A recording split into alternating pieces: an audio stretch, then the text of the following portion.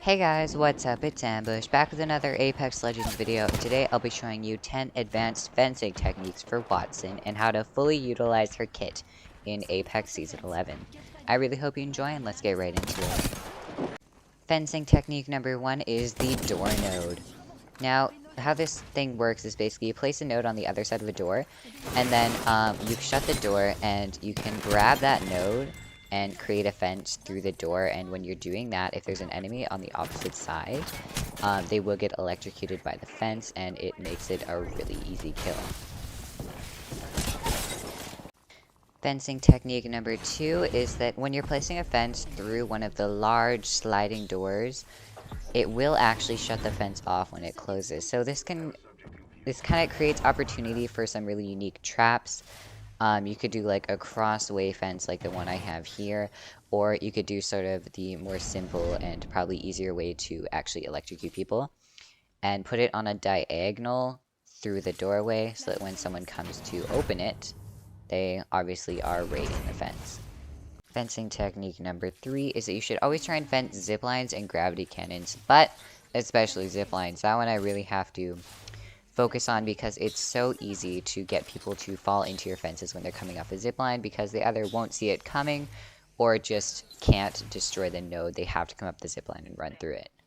Fencing technique number 4 is that when you're pushing into a team, if they're in a building, fence like as many entrances or exits as you can, and then push in a different one. If there's only 1 or 2 entrances and exits, then it's easy, fence both of them and then push in through one of them.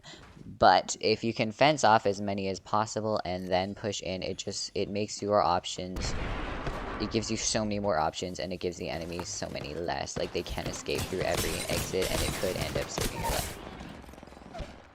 Fencing technique number 5 is you should try and layer your fences in as many ways as possible.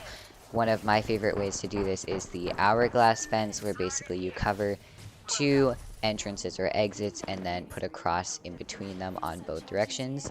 And another really popular and common one that you will see is the triangle fence, where you cover an entrance or exit with 3 nodes just so that it'll take longer for the enemies to destroy them, or if they push through they end up taking double the damage, which, keep in mind, with her new buff, that would be 40 damage if you take 2 ticks, which could make the difference in a firefight.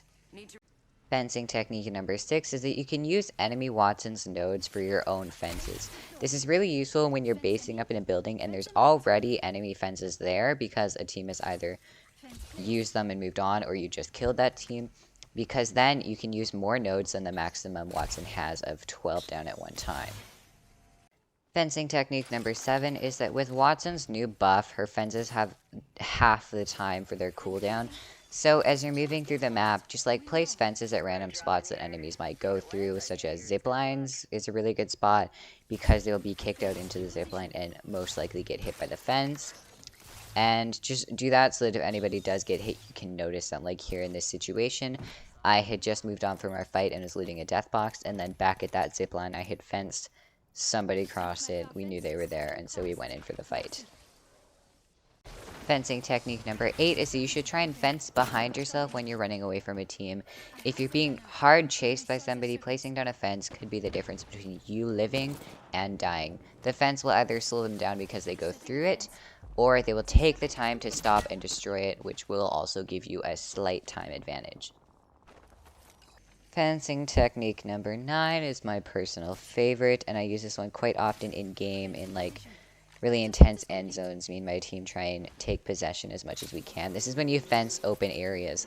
This is honestly a game changer. Right here, we're in quite a wide open finish.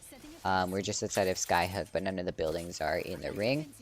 So me and my team decided to take advantage of what little cover we have and make ourselves quite a good, like, base sort of thing. I put on my ultimate ability, and with all the fences around, if enemies really want to push us, they're going to get slowed down quite a bit, and it just gives us the best positioning and prevents teams from pushing us without having to walk through or destroy fences.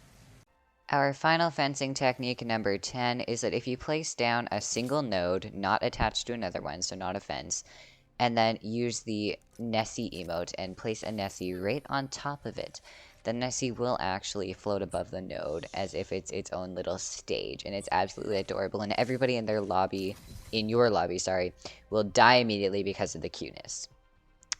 Anyway, thanks for watching the video. I really hope you enjoyed. If you did, please like and subscribe, and I'll see you in the next one. Later!